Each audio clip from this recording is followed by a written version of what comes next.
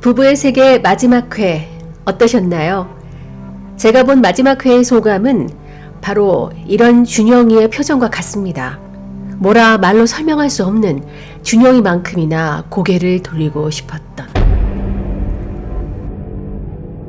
원작 닥터 포스터를 만든 영국 BBC가 한국판 선공에 축전을 보내왔다는 소식 들으셨죠? 비지상파 드라마 시청률 1위, 콘텐츠 화제지수 1위라는 화제를 낳았던 부부의 세계이기 때문에 그 대단원의 마지막을 많은 분들이 기대하며 지켜보셨을 텐데요. 제작진은 방송 전 부부의 세계다운 엔딩이라고 예고했습니다. 그 말에 전 바로 실망했습니다. 부부의 세계다운 엔딩이라면 지독하겠구나. 한마디로 지독하게 얽힌 인연의 끈을 끝까지 놓지 못한 결과였습니다. 부모의 지긋지긋한 애증과 집착에 상처받은 준영이는 사라지고 언젠가 돌아오기를 희망하는 선우의 독백으로 마무리되면서 원작과 다를 게 없구나 했는데요. 마지막 현관문 여는 소리와 함께 등장하는 실루엣. 자신이 저지른 실수를 아프게 곱씹으며 매일을 견디고 있던 어느 날 자신을 용서해도 되는 순간 구원처럼 찾아와준 준영이의 실루엣을 보여주면서 선우는 준영이에게 다가가는 것으로 끝을 맺죠. 만약 그 장면마저 없었더라면 아마 드라마 게시판은 테러를 맞이했을 겁니다.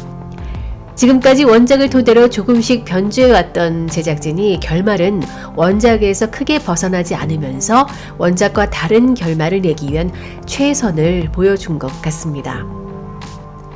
제가 바라던 결말은 앞서 영상에서 언급했듯이 완전히 한쪽의 연이 끊어지는 것이었습니다. 솔직하게 말씀드리면 태호가 질긴 목숨을 이어가는 게 구차하게 느껴졌으니까요.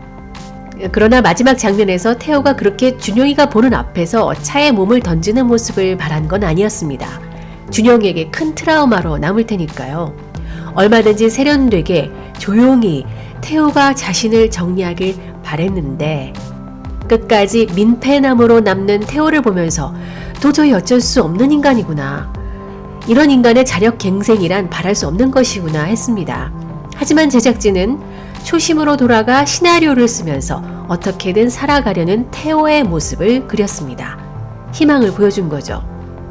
선우는 누군가를 단죄하는 것만큼 누군가를 용서하는 일이 오만한 일이라는 걸 깨닫고 자신이 견뎌야 할 몫을 견디며 지내고 있었습니다. 선우에게도 깨달음을 안겨주었습니다. 그런데 준영이에게 준 것은 무엇인가요?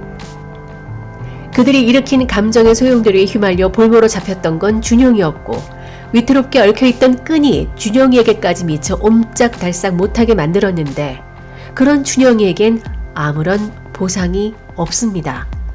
방황을 통한 성숙? 글쎄요. 오히려 1년이라는 짧지 않은 세월 동안 시련을 겪게 했습니다. 그래서 선우의 독백, 아무리 애를 써도 용서란 말을 입에 올릴 수는 없을 것 같다. 이 말은 제가 선우와 태호에게 하고 싶은 말이기도 합니다. 두 사람을 용서하기가 참 힘드네요.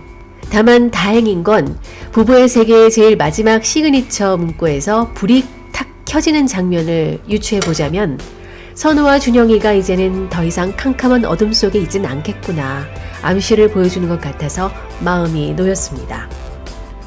한편 서브로 등장했던 예림 부부의 결말은 평생 의심하며 살아갈 자신이 없는 예림이가 능동적으로 자립해 살아가는 모습을 보여줘서 다행이라고 생각합니다. 가정을 지키겠다는 일념으로 망상에 빠졌던 다경이도 남자 때문에 휘둘리는 삶을 끝내고 자신이 원하는 공부를 시작하는 모습은 반길만 했네요. 지금까지는 결말에 대한 제 사사로운 의견이었는데요. 부부의 세계가 드라마사의 한 획을 그은 건 확실한 것 같습니다. 불륜 드라마의 영역을 심리 스릴러라는 장르와 결합해서 외연을 확장했죠. 부부의 세계가 그렇고 그런 치정극과는 차원이 다른 웰메이드 드라마로서 칭송받을 만한 행보를 보여왔다는 사실을 부인할 수는 없겠네요. 거기엔 김희애를 비롯한 박해준, 한소희 배우 등의 열연이 큰 비중을 차지했죠. 그리고 아역인 전진서도 마찬가지고요. 특히 김희애는 과거의 밀회나 내 남자의 여자와 같은 불륜 드라마를 했던 경험이 있지만 이번 부부의 세계에서는 연륜이 빛을 발하며 캐릭터와 하나 되는 놀라운 연기를 보여줬습니다. 숨멋 장면을 꼽으라면 과에서의 잣서와 14화에서의 잣서, 그리고 바닷가에서의 오열시는 두고두고 회자될 명장면이었죠. 대체불가 김희애가 이끄는 캐릭터의 힘이 이 드라마의 가장 큰 공신이었다는 걸 누구도 부인하지 못할 것 같습니다. 불륜 드라마가 흥행하는 이유는 국민 욕바지를 내세워서 시청자를 대신해 분풀이를 해준다는 거죠. 그래서 자극적 요소만 있으면 어느 정도는 시청률을 보장받기 때문에 불륜 드라마를 만들 때 그게 완성도에 집착하기보다 줄거리와 복수의 방식에 더 신경을 써왔던 게 사실입니다. 시청자 역시 그렇게 길들여져 왔었고요. 근데 이번 부부의 세계는 캐릭터의 심리를 놓치지 않은 디테일과 장면의 완성도가 높아서 불륜 드라마를 좋아하지 않는 사람들도 보게 만드는 매력을 보여줬습니다. 물론 이해하기 어렵거나 아쉬운 부분도 있었죠. 왜 그토록 지긋지긋한 고산 지역을 떠나지 않느냐? 그래서 곡성보다 더 위험한 곳 고산이라는 말도 나오고 고산병이라는 신조어가 생기기도 했죠. 또한 고산역 추락사고의 진실이 도대체 뭐냐? 받아들이기 힘든 부분도 있었고요. 선우가 여우에 왜 들어갔는지 모르겠다. 인명권을 갖고 있다는 병원 이사장은 도대체 누구냐는 등 지엽적이지만 의문점도 분명히 있었습니다. 그럼에도 불구하고 부부의 세계는 16부 동안 흡입력 있게 몰아쳐 시청자들에게 몰입의 즐거움을 안겨주었습니다. 비록 결과의 호불호가 크게 갈리고 부부란 무엇일까 정답 없는 숙제를 남긴 드라마지만 시청자가 마치 작가가 된 듯 이야기를 상상하게 만들고 또 많은 분들과 공감하며 호흡할 수 있게 해주었습니다. 이런 드라마를 리뷰할 수 있었던 제게도 큰 행운이었고 그동안 행복했습니다. 앞으로 부부의 세계가 남긴 것들을 더욱더 곱씹게 될 것 같네요.